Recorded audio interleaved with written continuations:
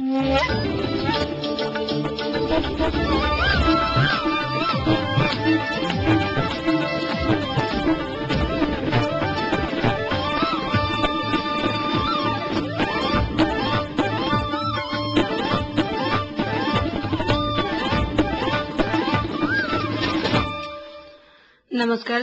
6 बजे के मध्य समाचार में अपने के स्वागत है। वंदना। शुरू करें अभी तक के प्रमुख समाचार से। सरकार कुछ उच्च प्रहरी अधिकृत सबके कैलक शुरुआत। पार्टी भीतर के विवाद राजनीतिक संघर्ष भेल से प्रधानमंत्री भट्टराई के कहब।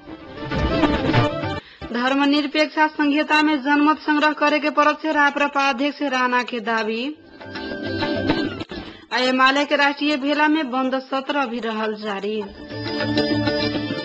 अब समाचार विस्तार से। महिला सबके विरोधवाद सर्लाही के कालिंजोर गाविस के यातायात व्यवसायी सब यात्रु सबके समस्या संबोधन करे के लेल सहमत भेल है। यात्रु सबके समस्या होए के किस्म से मन परी ढंग से यातायात संचालन कैले से कहत आज सवेरे स्थानीय महिला सब यातायात अवरोध में उतरला के बाद यातायात व्यवसायी सब यात्रु सबके समस्या संबोधन करे के लेल सहमत भेल है। विरोध में उतरल स्थानीय महिला संजाले यातायात व्यवसायी समिति तथा सवारी धनी सब बीच भेल वार्ता में यात्रु सबके मांग बमोजी में गांव के टेम्पू चौक में सवेरे 6 बजे से 10 बजे तक सवारी साधन रखे के, टेम्पू चौक से पूर्व पड़े वाला वडा नंबर 1 स्थित पीपल चौतारा तक सवारी ले जाए के, लालबंदी बाजार आये समय लम्हर दिन होए वाला सांझ 6 बजे तक, छोट दिन होए वाला समय में अपराह्न 5 बजे तक बाजार में यात्रु सबके प्रतीक्षा करे के, यात्रु तथा सामान के उचित भाड़ा मात्र लेवे के तथा विद्यार्थी के भाड़ा में छूट करे के सहमति भेल है।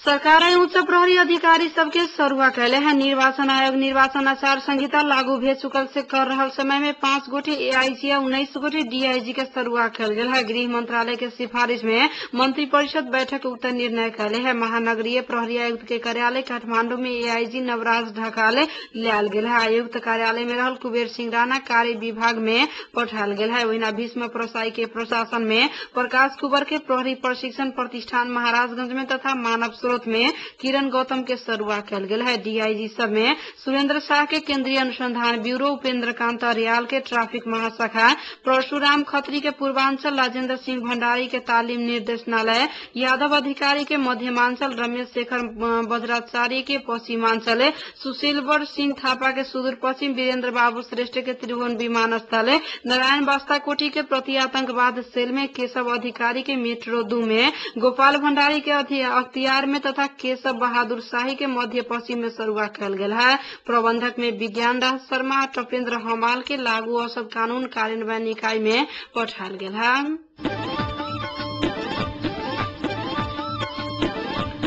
प्रधानमंत्री डॉक्टर बाबूराम भट्टराई अभी पार्टी भीतर के विवाद देखल गेल संघर्ष वैचारिक राजनीतिक संघर्ष भेल सेहो बतौले छथि। वैद्य पक्ष नया पार्टी के नाम प्रस्ताव कर चुकल अवस्था में वो अभी के अवस्था के विषय के लेके पार्टी फोड़े के उपयुक्त न हो से दावी समेत कैलन। ब्राजील जाए से पहले अपने गृह जिला रेडियो गोरखा संग विशेष बातचीत करी आप बने वाला बजट पूर्ण हुए बजट तेजी से आर्थिक वृद्धि में केंद्रित हो सेहो जिक्र कैलन। बजट में कृषि क्षेत्र के प्राथमिकता देल जात सेहो प्रधानमंत्री बतौले छथि।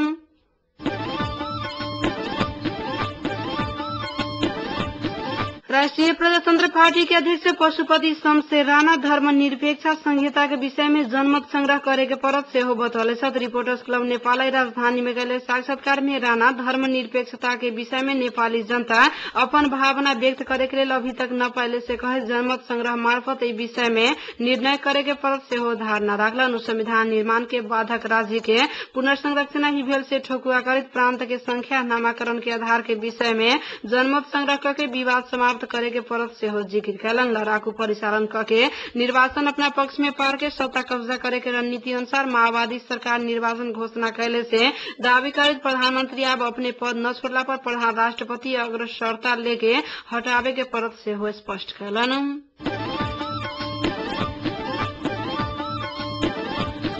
संविधान सभा के विघटन बाद के राजनीतिक परिस्थिति के बारे में छलफल करके पार्टी के धारणा तय करे के लिए नेकपा एमाले के 2 दिने राष्ट्रीय कार्यकर्ता भेला से काठमांडू में शुरू भेल है। भेला में बंद सत्र में चल रहा भेला में अध्यक्ष झलनाथ खनाल पछिला राजनीतिक घटनाक्रम के बारे में राजनीतिक प्रस्ताव पेश कलन है। वही में अभी छलफल से हो भे रहा है। राष्ट्रीय सभागृह में जारी भेला में बीतल जेठ 14 गते में विघटन भेल संविधान सभा नया राजनीतिक परिवेश तथा पार्टी के आगामी योजना के बारे में छलफल से सचिव शंकर पोखरेल जानकारी दिलन। देश भर से भेला भेल नेता तथा कार्यकर्ता सबके सुझाव के आधार में संहिता राज्य पुनर्संरचना के स्वरूप लगायत के भावी संविधान के विषय वस्तु के बारे में औपचारिक धारणा बनायल जात से सचिव पोखरेल बतौले छथि।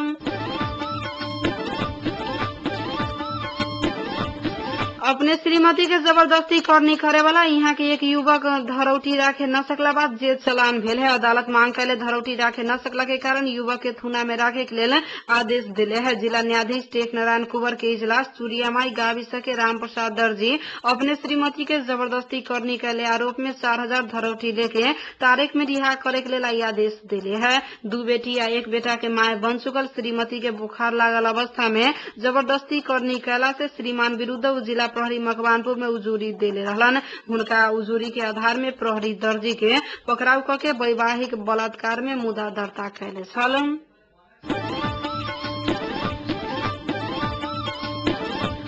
राष्ट्रपति डॉक्टर रामवरण यादव प्रतिपक्षी के विरोध के बीच सरकार सिफारिश कैले 2 अध्यादेश जारी कैले है। पारस्परिक कानूनी सहायता और सुपुर्दगी संबंधी अध्यादेश जारी भेल है। दोनों अध्यादेश संपत्ति शुद्धिकरण से संबंधित रहल है। सरकार मंत्री परिषद से पारित करके कल दोनों अध्यादेश के मसौदा पारित करे के लिए राष्ट्रपति समक्ष सिफारिश कैले रहे। नेपाल अंतर्राष्ट्रीय समुदाय समक्ष व्यक्त कैले प्रतिबद्धता राष्ट्रीय हित के समेत दृष्टिगत करते अंतरिम संविधान के धारा 88 के उपधारा 1 अनुसार दोनों अध्यादेश जारी कल गेल से राष्ट्रपति कार्यालय द्वारा जारी विज्ञप्ति में जनाल गेल है। अंतर्राष्ट्रीय स्वतंत्र संस्था संपत्ति शुद्धिकरण निवारण करे के संबंध में फाइनेंशियल एक्शन टास्क फोर्स समिति संपत्ति शुद्धिकरण संबंधी कानून न बनेला के में नेपाल के करिया सूची में राखे के चेतावनी दे डाल रहे। इससे पहले कांग्रेस एमाले सहित 27 दल राष्ट्रपति समक्ष काम चलाऊ सरकार पेश करे वाला अध्यादेश जारी न करे के लिए लिखित आग्रह से हो कैले रहलन।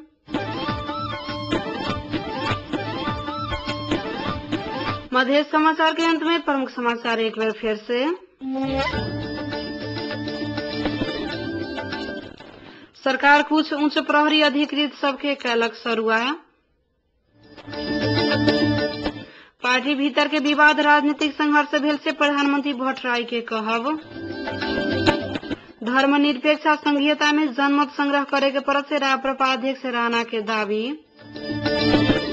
एमाले के राष्ट्रीय भेला में बंद सत्र भी रहल जारी। अही के संग साँझ 6 बजे के मध्य समाचार आइटम समाप्त हुई। हम वंदना दिया जाए कि आगे सुनते रहो रेडियो मध्य 89.3 मेगाहर्ट्ज। नमस्कार।